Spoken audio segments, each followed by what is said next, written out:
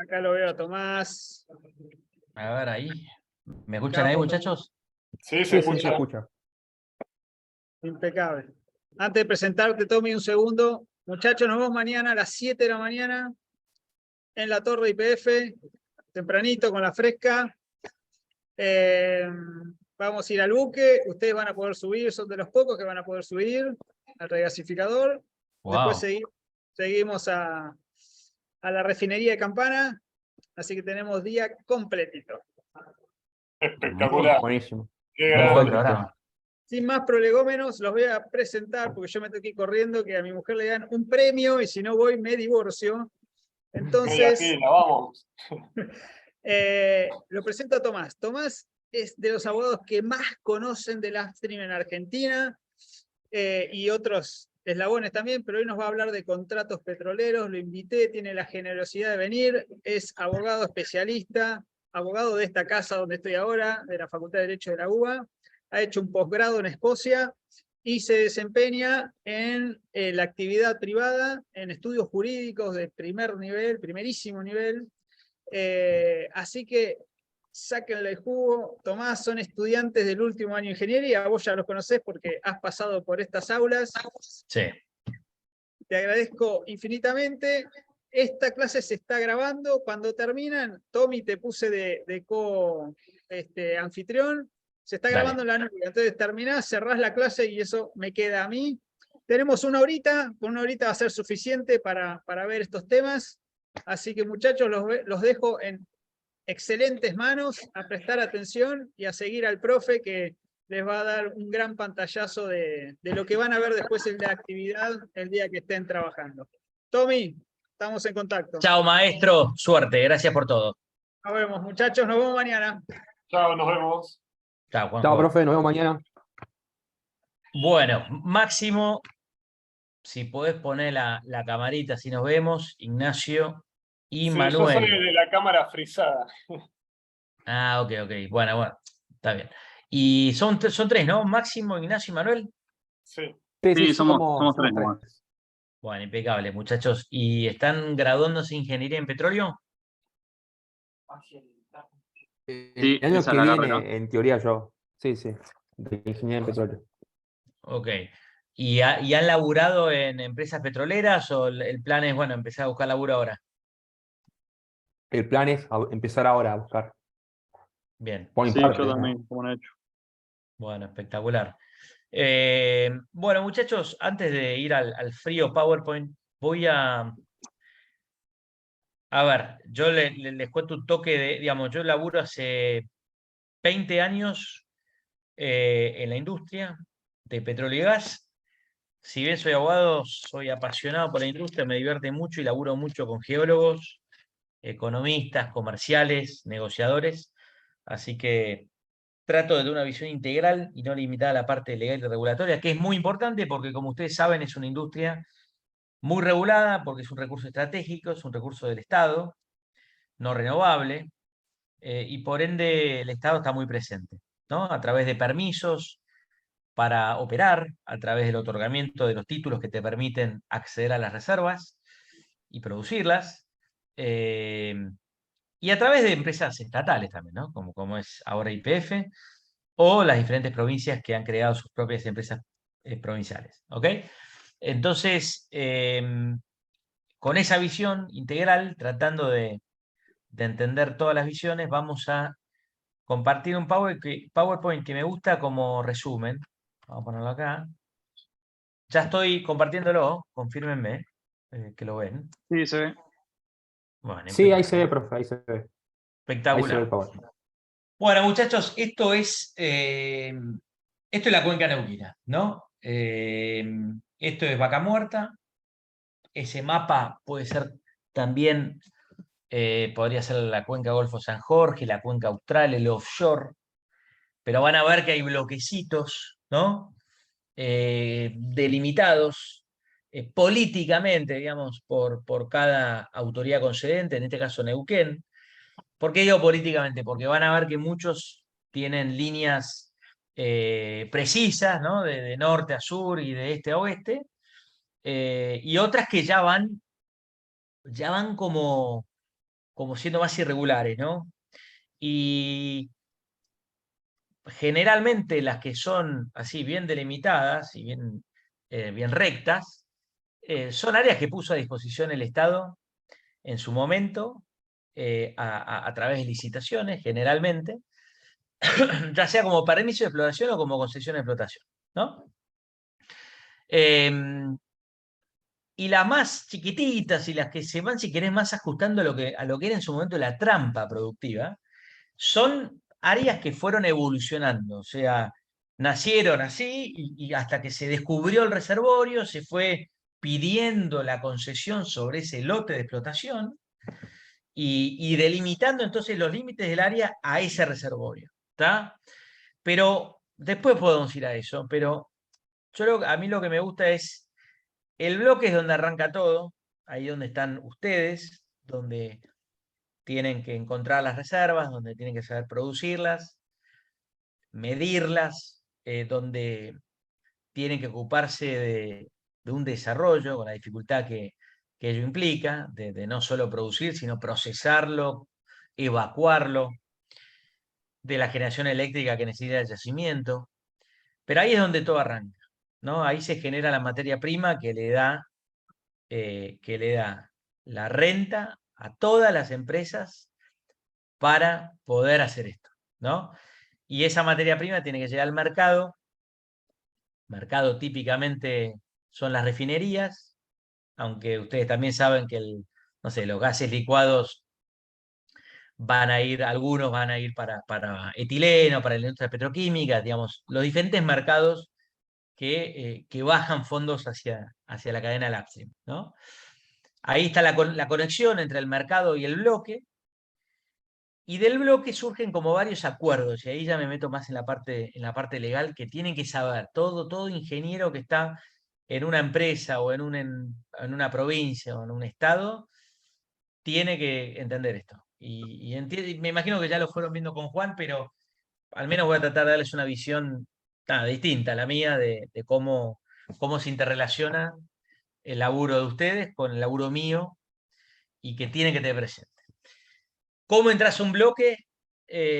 A veces por licitación, digamos, van a ver constantemente en los diarios alguna licitación de un permiso de exploración o de una concesión de explotación. La Pampa, por ejemplo, tiene bloques ya aprobados con reservas que licita concesiones, o sea, el que gana se queda con una concesión para explotar un reservorio ya aprobado, o un permiso de exploración sobre un activo que no tiene reservas aprobadas.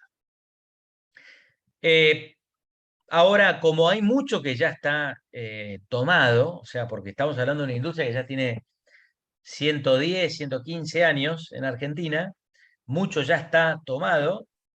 Todos estos bloques que ven acá, el 95% ya los tiene una empresa.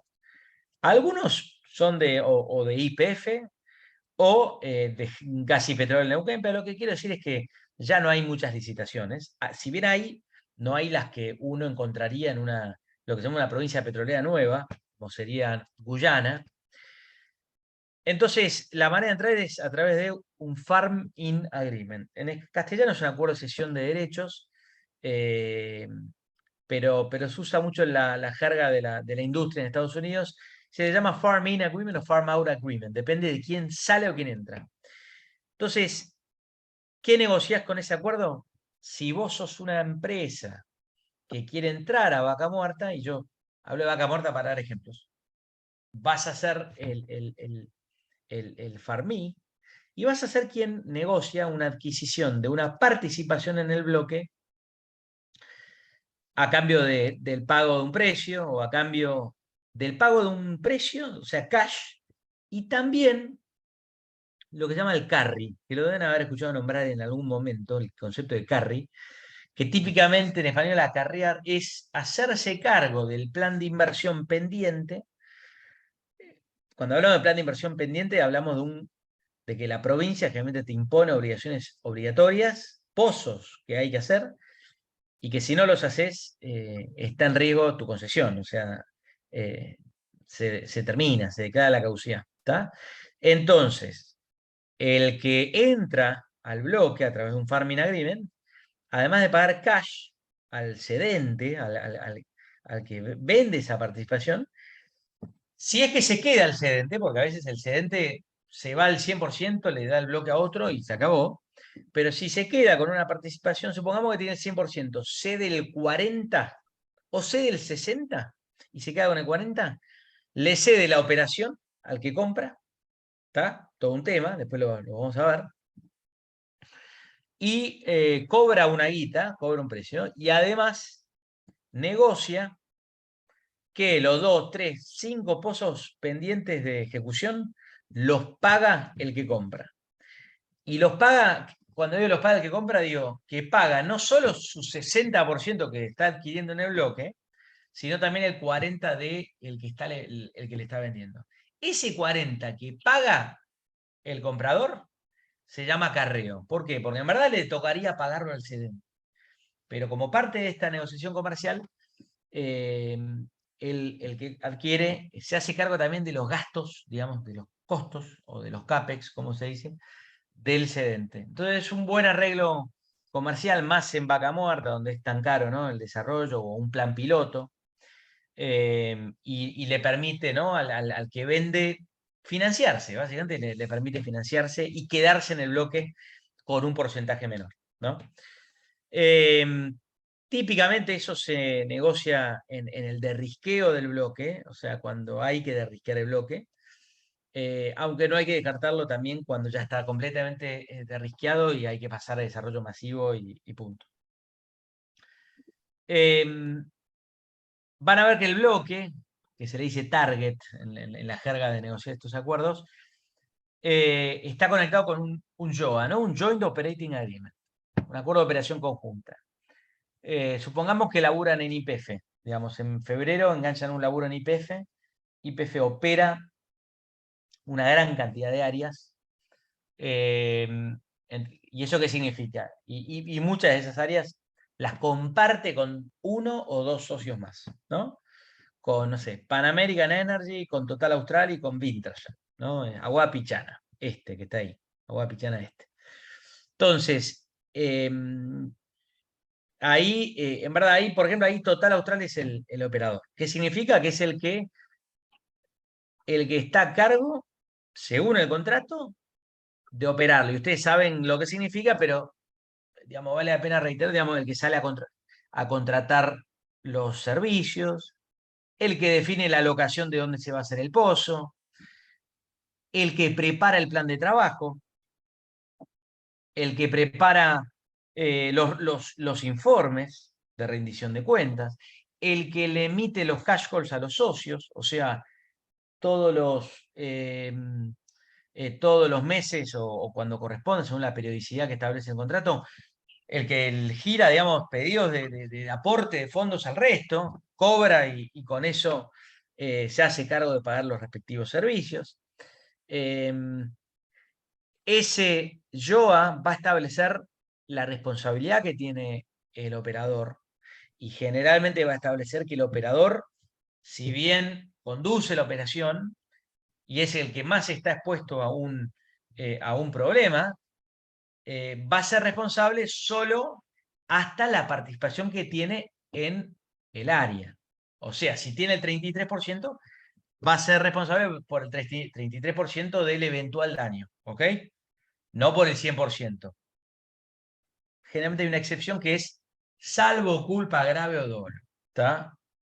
Si el operador fue muy negligente, puede llegar a ser pasible del 100% de los daños. Eso ocurrió en alguna medida en el caso Macondo. Habrán visto el blowout en el Golfo de México de BP, que tenía otros socios, Anadarko y alguno más, que no me acuerdo ahora. Bueno, ahí había todo un tema de si el operador, que era BP, si había actuado con culpa grave. Gross negligence, se dice en inglés. Y esto es un Eso tema. fue en 2010, ¿no? Eso exactamente, eso fue abril o mayo del 2010. Perdón, Claro. ¿eso es Horizonte Profundo o no era eso? Sí, Sí. eso es Deep Horizon, exacto.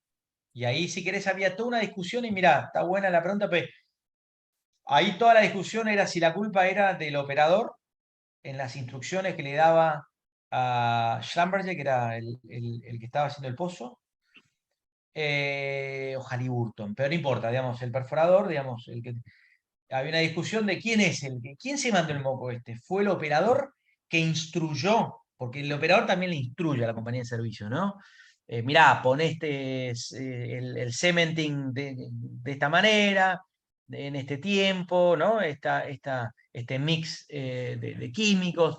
Digamos, hay todo un tema ahí, ¿no? O sea, cómo se dividen las responsabilidades, pero ahí ya te metes en acuerdo de servicios, que lo pongo ahí, porque son fundamentales. O sea, una cosa es acceder al recurso, que ahí está, ¿no?, la concesión que tenés con la provincia, y después cómo lo desarrollás, que son mediante contratos de servicios con los perforadores, con el que te prepara bueno, el tratamiento, el transporte, etcétera, etcétera, ¿no? Y como abogado y también como ingeniero, tenés que ver bien, bueno, cuál es el deslinde de responsabilidades, quién se ocupa de qué, ¿está? Cosa de que si hay una tarea que fue incumplida, bueno, ¿de quién era esa tarea? Bueno, tuya, tú.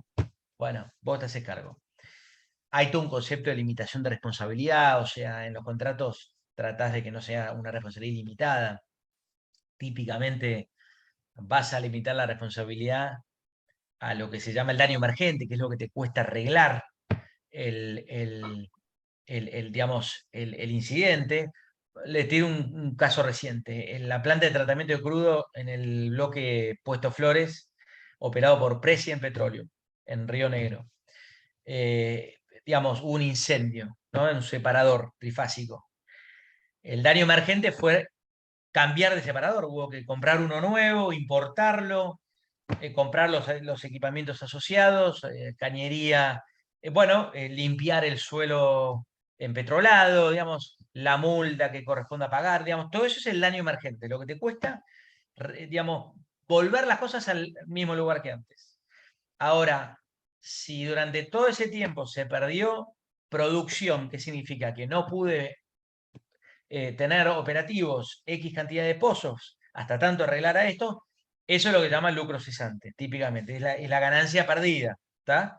Entonces, con esos dos conceptos siempre tiene que tener en cuenta a la hora de negociar contratos de servicios o el contrato de concesión con la autoridad, para, bueno, gestionar los riesgos, ¿ok? Van a ver ahí una mención al uso compartido de infraestructura. Digamos, desde algo lo más obvio, fíjense, el gasoducto Vaca Muerta es un gasoducto que llega al norte de Neuquén, va hasta Tratayén, trae gas fuera de especificación comercial de diferentes bloques, los toldos, bajo del Choy, que bueno, todos los que están ahí, y baja hasta Tratayén. Y esa es un típico de infraestructura compartida. O sea, si bien la opera Transportadora Gas del Sur, de alguna manera, bueno, es compartida por 10 productores de la cuenca, ¿está? Y eso lo que permite es una mejora de eficiencia tremenda, ¿no? Porque en vez de hacer 2, 3, 4 caños distintos, se hace uno troncal, y una sola planta de tratamiento aguas abajo en Tratayén, y bueno, trae muchas eficiencias. Eso obviamente genera necesidad de distintos tipos de contratos. En ese caso, TGS tuvo que negociar una concesión de transporte con la provincia de Neuquén, se dio vuelta y negoció acuerdos de servicios de transporte y tratamiento con los diferentes productores, donde se negocian precios, ¿no? Precios por cada, digamos, metro cúbico procesado y transportado. Bueno, digamos, ese es el concepto de uso compartido de infraestructura que quería tocar. Después hay un tema de acuerdo con stakeholders, ¿no? Un tema muy importante, ¿no? O sea, stakeholders son las personas afectadas, no necesariamente negativamente, sino también positivamente o impactadas por el proyecto. Pueden ser los superficiarios, que son los dueños de la tierra, no del subsuelo, sino de la tierra. El municipio, típicamente el municipio más cercano al yacimiento, trata de, bueno, incursionar digamos, tratar de acercarte gente que, digamos, gente que que vive en ese municipio que trabaja en el yacimiento, algún cobra alguna tasa de inspección, típicamente es un stakeholder relevante. Después están los pueblos originarios, muy fuertes en la zona de Loma La Lata, que no necesariamente son los superficiarios, o sea, de hecho hay mucho conflicto entre superficiarios, o al menos los que, digamos, los que tienen un título dominial, ¿no? De X hectáreas donde está la concesión Loma La Lata. Después aparece el pueblo originario puede llegar a aparecer con una figura de propiedad comunitaria o, digamos, tierras ancestrales, ¿no? Que es otra figura y que hay un choque tremendo de tesis y muchas veces el operador tiene que tratar de surfear eso y termina quizás pagándole a los dos, ¿no? Bueno, nada, complejidades de lo que es lidiar con los superficiarios. Luego están los sindicatos muy relevantes a la hora de negociar, digamos, cuánta gente va a trabajar en el yacimiento, qué servicios van a prestar, si son jerárquicos, son petroleros privados. Bueno, es un rol súper relevante, si les divierte. Yo acá estoy tirando mucho temas. Si hay alguno que les divierte más que otro, tiren, ¿viste? Tiren, che, me gustaría saber más de esto y vamos a fondo con algo, ¿ok? Y después están los off-take agreements, ¿no? El off-take agreement son los contratos de comercialización de la producción y después están los contratos de transporte, ¿no? Entonces, eso es también otros contratos que tienen que estar muy alineados con lo que dicen los ingenieros en cuanto, por ejemplo, cuál es el forecast de producción para el 2023 del bloque Loma Campana.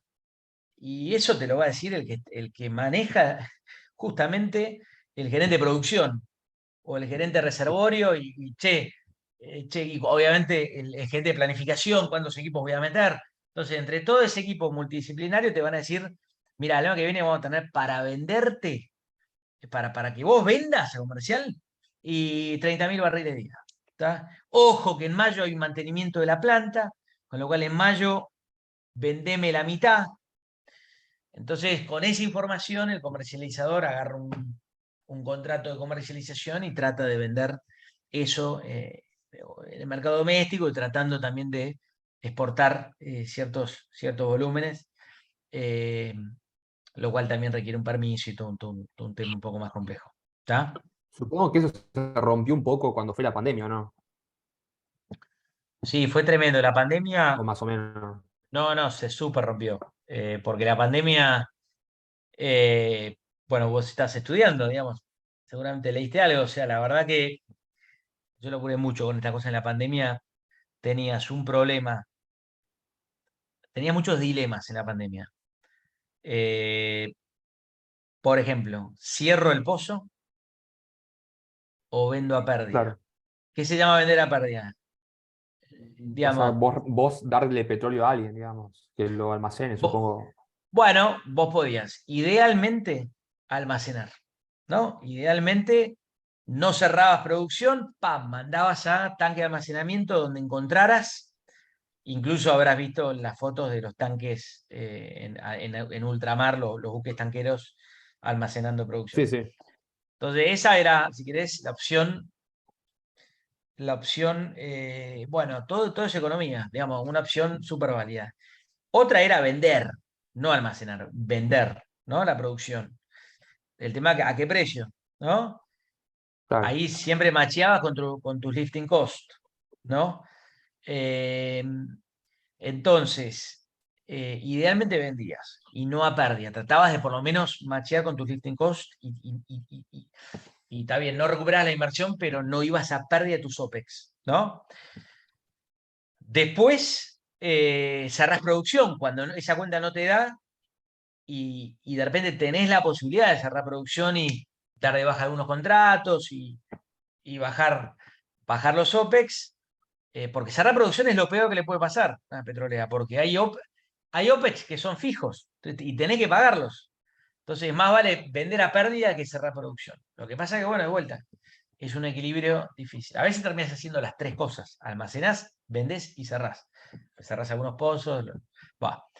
Entonces, en la bandera fue, digamos, fue realmente un desafío con precios de petróleo, digamos, que bajaban constantemente, con un gobierno, Juan, en ese momento secretario de Hidrocarburos, que fija un precio de referencia para las ventas, como con buena intención, no dudo de la buena intención de establecer como un precio sostén para la actividad, estaba fijado en $45 el barril, pero que el mercado no convalidaba. O sea, yo laburé un montón con este tema y ningún refinador te pagaba 45. Entonces te genera un problema porque vos vendías a 28 y la provincia te decía, pagame regalías sobre 45, que es tu precio, es lo que establece el decreto, ¿entendés? De hecho, el decreto decía, a los efectos de regalías, este precio será tomado como referencia. Nosotros, de hecho, interpusimos acciones de inconstitucionalidad en la Corte Suprema, que hoy siguen vigentes, para pedir la inconstitucionalidad de ese artículo, porque me obligaba a pagar regalías sobre una base ficticia, de 45 cuando yo en verdad vendía 28, ¿me entendés? Y la ley de hidrocarburos claramente establece que uno paga regalías, usualmente el 12%, sobre el precio real efectivamente percibido por concesionario. ¿Ok? Así que te agradezco, Ignacio, esa acotación. Muy interesante. Che, denme un minuto para buscar una botella de agua que no me traje y vamos a un tema divertido que les va a dar, digamos, va a dar para debate. ¿Ok? ¿Me dan un minuto? Sí, sí, dale, dale. Sí, tranqui. profe, sí. Sí, obvio, tranqui, tranqui.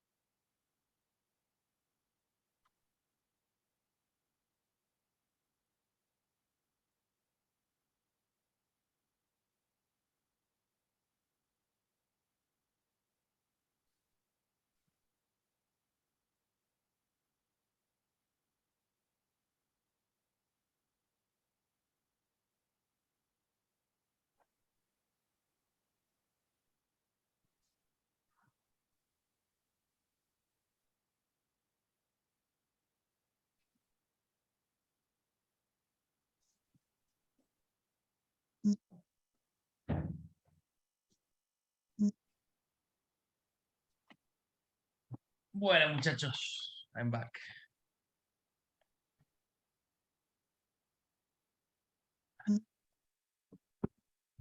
Bueno, este gráfico muestra un poco el pasado, el presente y el futuro. El pasado porque te muestra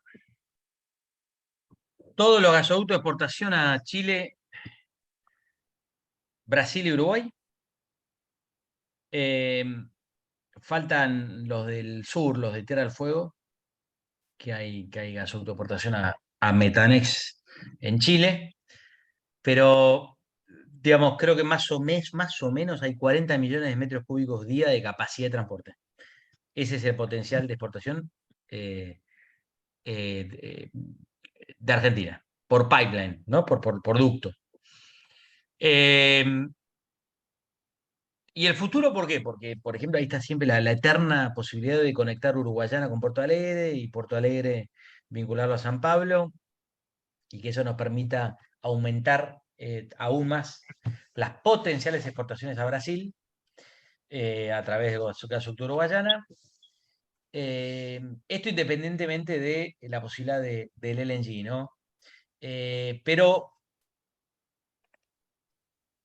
yo ahí les mando digamos, este era un proyecto Gas to Power, gas de Loma La Lata que iba hasta Uruguayana para generar electricidad en una central termoeléctrica del grupo AES. Un buen proyecto, era una central de 640 megavatios, nuevita, totalmente establecida para este proyecto.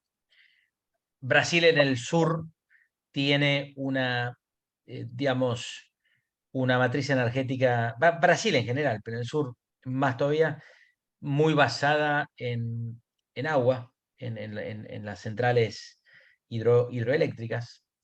Entonces, los años de sequía necesitan un seguro de energía termoeléctrica, ¿no? Digamos, la política energética fue eso.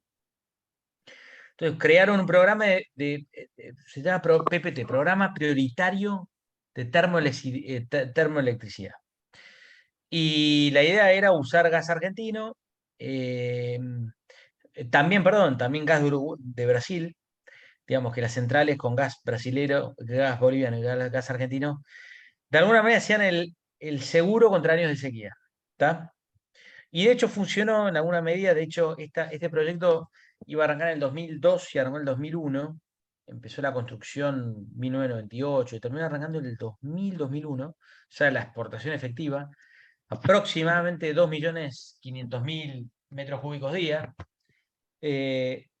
¿Y qué pasó? En 2004 el gobierno argentino comenzó a restringir significativamente las exportaciones de gas. Y además estableció derechos de exportación. O sea, dos cosas.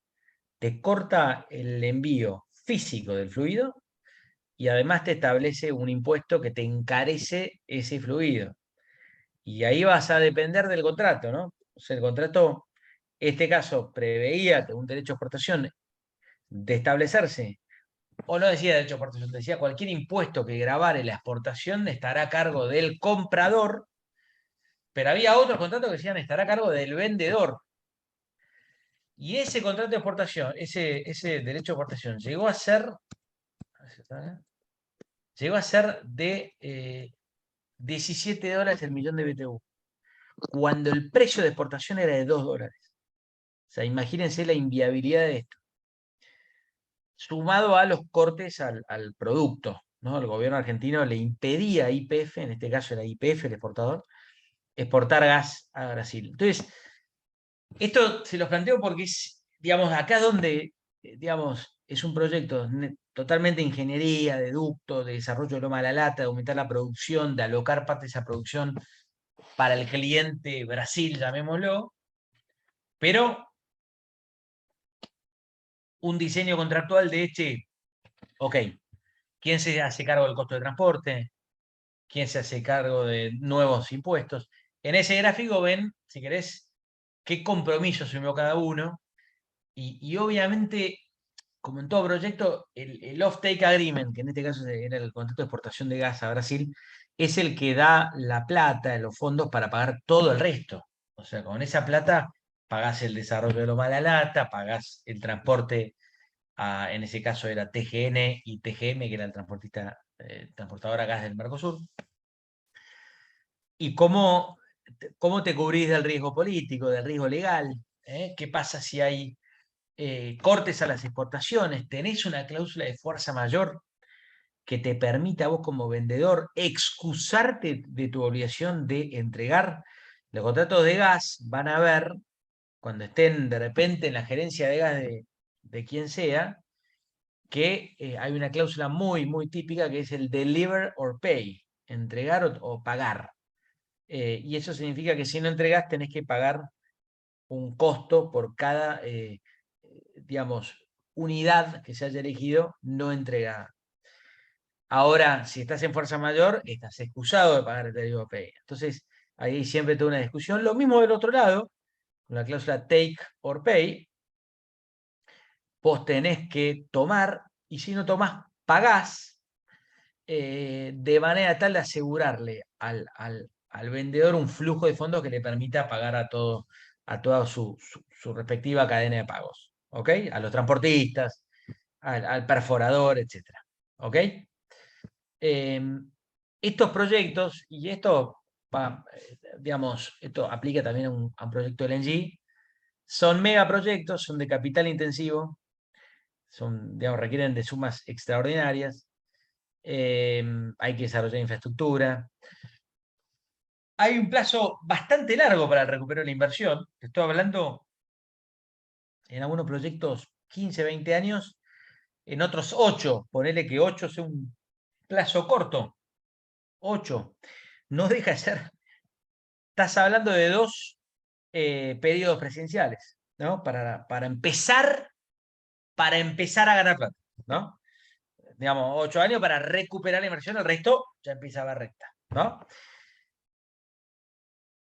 Lo cual trae todo un desafío que vamos a hablar en un ratito, que es la estabilidad de las reglas jurídicas, ¿no? Cuando escuchan, cuando están viendo un programa político, Argentina debe mantener las reglas de juego, es Profe, eso, es esto.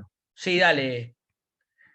¿qué le pareció el desarrollo de Fortín de Piedra? No sé si conoce muy bien. Sé que se había hecho en tiempo récord, producción récord, y bueno, y que después no sabían que hacer una producción, pero Sí, siempre nosotros fuimos ahí, sí, fantástico. llevaron de visita, y recalcaban muchísimo en el tiempo récord en el que habían hecho todo. Impresionante. Sí, lo conozco, Manuel, gracias por el comentario. Tuve la suerte también de estar en Fortín de Piedra. Fue tiempo récord el desarrollo del proyecto totalmente. Así pusieron, ¿no? Pusieron 2000, creo que 2.000 millones de dólares, ¿no? Eh, Mira, ¿sabes qué? Justo acá tengo un slide espectacular de Fortín de Piedra. Dame un toque. Mira, para no hablar pavadas, mira lo que es. Fortín de Piedra. ¿Lo están viendo o no? Para. Vamos a compartir de vuelta. Mira, quería ver. Ahí sí se ve. Tremendo, Ahí se está mira, viendo, profe. mira lo que es. Genial. 2.600 millones de dólares. Mira, esto está bárbaro. 1.600 de drilling and completion. Creo que llegaron a tener 4 rigs en un momento, al mismo tiempo. 4 o 5, creo que 4. Infraestructura 1.000 millones, ¿no? Tiene una planta de tratamiento tremenda, tienen ductos, tienen un campamento bárbaro. Tiempo récord de producción, mira. Acá hubo un temita, ¿no? Interesante, si querés, de la política energética. Fíjense acá el aumento de producción. Fíjense, enero 2018. Acá arranca el plan gas de Macri. ¿Ok? Ah, El claro, que plan, es el que favoreció a Tecpetrol, ¿no? sí, Creo. la verdad que sí. ¿Qué pasó? Esto me hago cargo y me puedo estar equivocando. Plan gas de Macri, creo que resolución 74 o 47, ¿sí? Pero digamos, un instrumento que ya se venía utilizando de establecer un precio diferencial para nueva producción de gas. Ya Kichilov 2013 lo hace. Macri lo limita a gas no convencional y, y invita, como, bueno, presénteme proyectos que tengan aprobación provincial y yo los apruebo y ¡pum! Te doy el certificado que te da un precio de 7.50 de 2018, 7 de 2019, 7 horas el millón de BTU, ¿no? 7.50 2018, 7 2019, 6.50 2020, 6 2022. ¿Estamos? Perdón, 2021. Bueno. Entonces, ¿qué pasó? El gobierno en esa resolución no estableció un límite expreso de cuántos metros cúbicos podías vender bajo este plan gas. ¿Qué te quiero decir? Y acá el caso puntual de Tecpe, que leí la resolución, ¿qué pasó? El gobierno después le limitó cuántos volúmenes entraban en el plan gas. El gobierno lo que dijo fue, Tecpe cuando me presenta el proyecto me dice que va a producir 8 millones de metros cúbicos día. ¿Estamos? Entonces yo cuando hago las cuentas de qué subsidio le voy a dar, porque ¿qué era esto de 7.50? Perdón, era, vos Tecpe vender mercado interno. Lo que consigas, ponele $2, la diferencia entre 2 y 7.50 te la pago yo como subsidio. ¿Estamos? ¿Estamos? Subsidio a la oferta, ¿no? Categoría subsidio a la oferta. Ahora, el gobierno claro, en un momento Tecpe empieza a producir 17 millones de metros cúbicos. Fíjate, 2000, la bomba fue en algún momento del 2019, cuando se le arma con la crisis perdón, fue 2019, en algún momento, sí creo que fue 2019, que el gobierno le dice, no, para, yo no te voy a pagar por el total de tus metros cúbicos. Fíjate que Tecpe se fue a producir 17. El gobierno le dice, no, para, yo hice las cuentas sobre la base de 8. ¿Está? Y además, yendo al tema de la tasa de retorno, es interesante esa resolución, léanla. Le dice, si yo te pagara 7,50 por los 17 millones de metros cúbicos, tu tasa de retorno sería del 180%. ¿Me entendés? Entonces fue toda una disputa. Hoy esa disputa se judicializó, no sé si se celebró algún acuerdo transaccional en algún momento. Hoy la producción de Fortín de Piedra 2022 se vende en el nuevo plan gas que Juanjo les habrá contado. Y también con industria, y también se exporta, etcétera, ¿no? Pero bueno, digamos, nada, un proyecto espectacular, realmente espectacular, que derrisqueó el shale gas como ninguno. O sea, antes estaba el Orejano, fue el primero de shale gas a escala, fue el primero, pero producción que llegó a 7 millones. El Orejano llegó a 6, 7 millones. Fortín de Piedra fue un game changer de la Argentina. Bueno, este está buenísimo. Bueno, buenísimo que sacaste el tema Fortín de Piedra. Vamos a compartir de vuelta. No.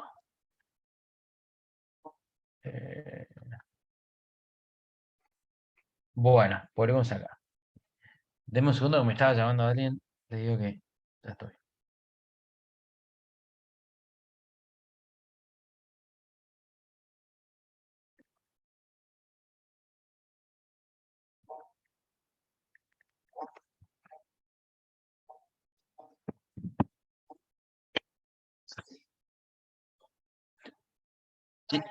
Chicos, estoy dando clases en la UBA. Termino en 15 y hablamos. Dale. En 15 hablemos los tres. Dale, abrazo. Bueno, estamos. A ver, no hablamos del obsolescing bargain. El obsolescing bargain es algo muy de los recursos naturales. ¿Por qué? Porque vos hundís mucho costo, por ejemplo, en explorar, ¿ok? Pozo de exploración, descubriste y te expropian la inversión, o te cambian la regla de juego, o hay un alto riesgo de que eso suceda. Ese problema se llama obsolescing bargain. Propio de esta industria. ¿Y cómo te evitas eso? Bueno, a través digamos, al momento de empezar con la inversión, te asegurás ciertas reglas de estabilidad impositiva y regulatoria por parte del Estado. ¿Ok?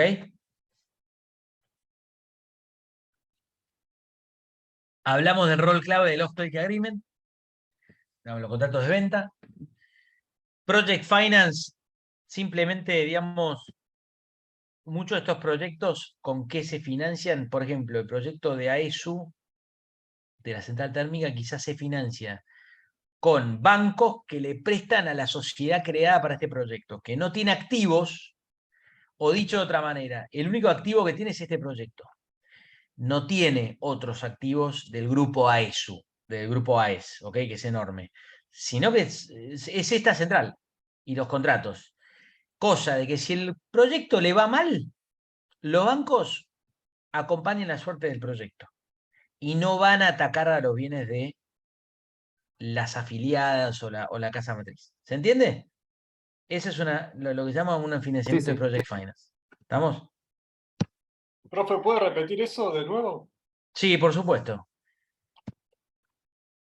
Financiamiento de proyecto o Project Finance es típicamente un financiamiento que dan bancos que son o comerciales o bancos institucionales, como puede ser la Corporación Financiera Internacional o Corporación Andina de Fomento, o agencias de crédito, de exportaciones, ¿no? Como en Alemania tienen, en Dinamarca, que presta plata a una compañía de cero, una compañía que se llama Special Purpose Vehicle. Vos organizás una compañía de cero, esa compañía es la titular del proyecto, la que tiene la central de generación eléctrica, la que tiene contrato de venta de esa electricidad. ¿Estamos? Entonces, el banco presta contra el proyecto. ¿Qué significa? Que esa SPV, Special Purpose Vehicle, le va a devolver la plata a los bancos en la medida que su contrato de venta de electricidad funcione y le traiga renta. ¿Ok? Supongamos que le va mal porque no tiene el gas para generar la electricidad, ponele. Los bancos no pueden demandar a la empresa que creó esta SPV. Solamente puede ir contra los activos de este proyecto. ¿Ok? Es limitada. Es un financiamiento muy bueno porque la responsabilidad del que quiere hacer esto es limitada. ¿Limitada a qué? A la sociedad que creó para hacer este proyecto. ¿Ok? Ah, ok, sí, sí. Está Igual para bueno. los bancos es medio arriesgado, ¿no? Invertir ahí. Bueno, obviamente todo dependerá de las tasas de retorno, dependerá también de cada industria. Hay apetito para hacer esto en ciertas industrias, en otras no. Y también hacen un control, o sea, por ejemplo, los proyectos de renovar, de energías renovables, de la época de Macri, muchos se hicieron con Project Finance y si querés, ahí los bancos decían, bueno, mira, la verdad que le presto guita a una compañía nueva, pero que tiene un PPA, un Power Purchase Agreement, de 20 años, con buen precio, y bueno, en 8 años recupero la inversión. Recupero el préstamo y la tasa de interés. Y bueno, hace una evaluación del riesgo político, ¿no?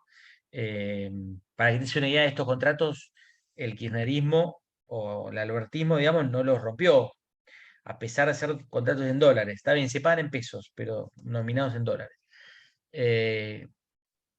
Digamos, generalmente funcionan estas estructuras. Bueno, muchachos, mira, acá estamos. Yo acá estoy, quizás si tienen algún punto que les haya quedado de alguna otra clase o algún comentario, hablamos lo que quieran.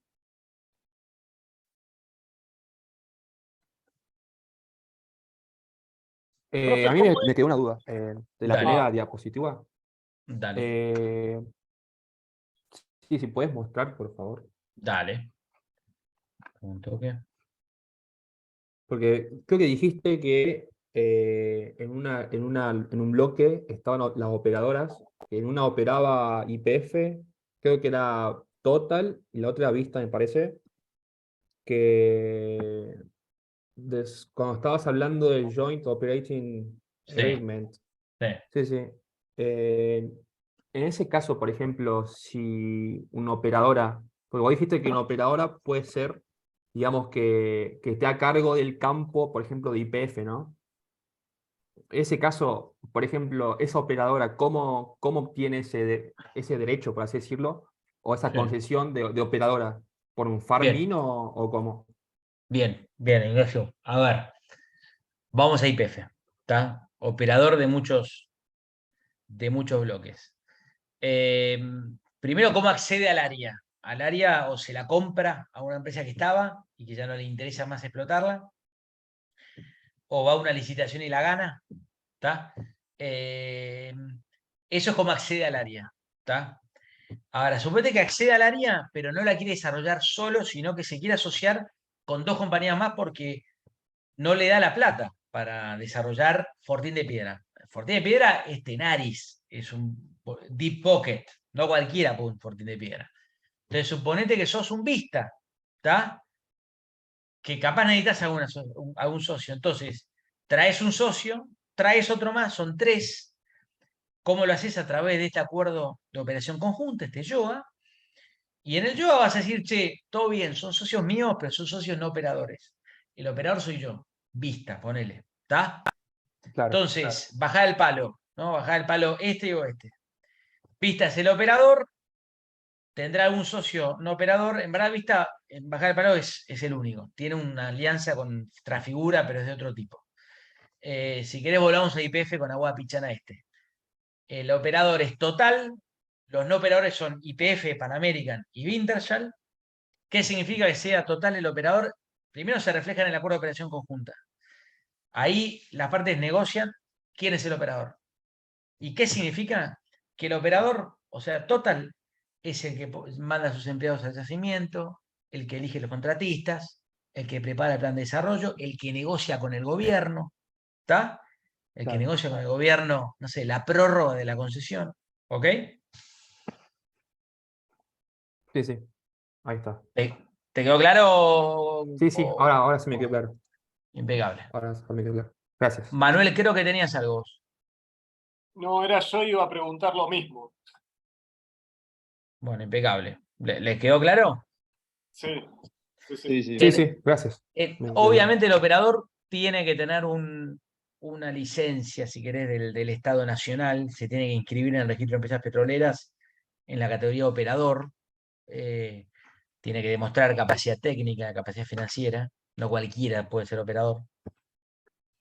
Pero una vez que tenés eso, ya puedes operar cualquier área y además el registro te establece ciertos requerimientos adicionales si es un área offshore. ¿Tá? Ahora que hay un desarrollo un poquito más grande del offshore, hay ciertas obligaciones adicionales para el offshore. ¿Ok? Así que bueno, muchachos, éxitos en lo que queda de la carrera y espero cruzármelos en la profesión. ¿eh? Dale, Perfecto. muchas gracias. Muchas gracias por la clase, por el tiempo. Un placer, Se muchachos. reentendió, se reentendió. Bueno, gracias. Abrazo grande. Después, Sí. si me puedes decir a Juan Manuel de última, pasarle algún mail, cosa que nos pase, si tenemos alguna duda de De algún tema una. que le quedó pendiente de acá, De, le podemos preguntar por mail. de una, capo. De una. Dale. Buenísimo. Abrazo grande, muchachos. Cuídense. Saludos, Chao, profe. muchas gracias. Nos vemos. Saludos. Chao, Nos muchísimas vemos a gracias. todos.